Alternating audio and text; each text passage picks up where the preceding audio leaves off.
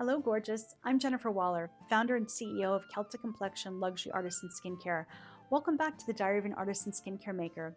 Today I'm going to share with you a little bit about my own journey. I've spent my entire adult life in the beauty business working for some of the most high-profile names in the industry.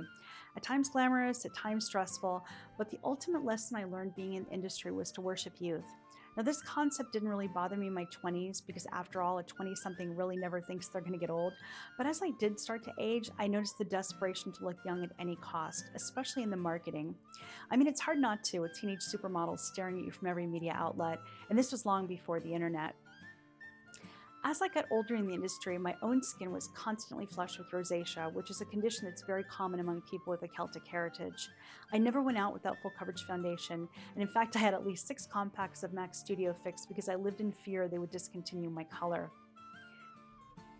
Despite the fact I was a Nordstrom beauty director and had access to all the high-end skincare, nothing ever seemed to truly calm my skin.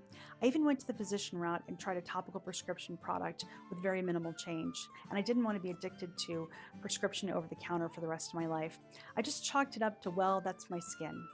About the age, though, of 29, I met a holistic esthetician who not only changed my skin, but she completely changed the trajectory of my career. She took one look at me and my red skin and invited me to get a facial. She told me to bring in what I was using on my face, and once there, she simply turned the jars over and read the ingredients. She wasn't influenced or impressed with brand names, she simply wanted to know what was in the products. She explained that the synthetic chemicals, dyes, and fragrance in these products were affecting my rosacea, and eventually it would lead to premature aging.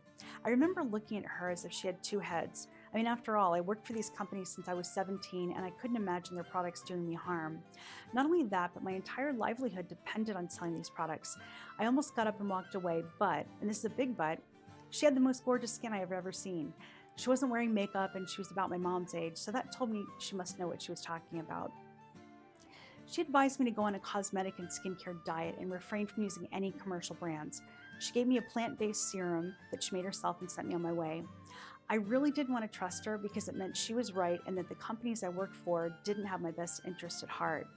Oh, how naive youth is. So I was conflicted. Besides looking flawless, I was really impressed with her knowledge about ingredients.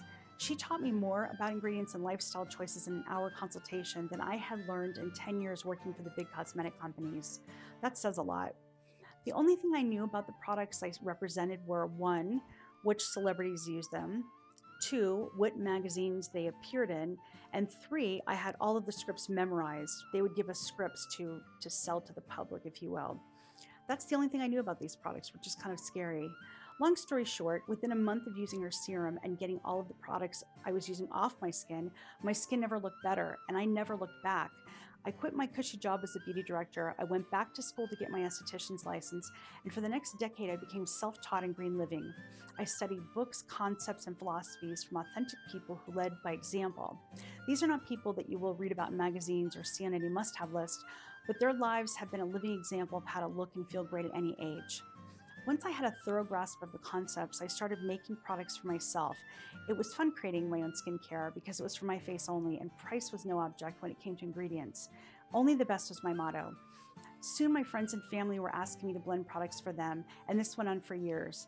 It wasn't until the recession in 2008 that I seriously considered introducing my private collection skincare to the world, and after 2 years of planning, Celtic Complexion was officially launched in 2011. Today we have customers from all over the world, and I get to teach them how to fall in love with their skin all over again. It's a great gig, and I couldn't imagine doing anything else. So there you have it. It's my journey from a young beauty advisor to creating Celtic Complexion. Be sure to like the video and leave your comments below, and I'll see you in the next episode.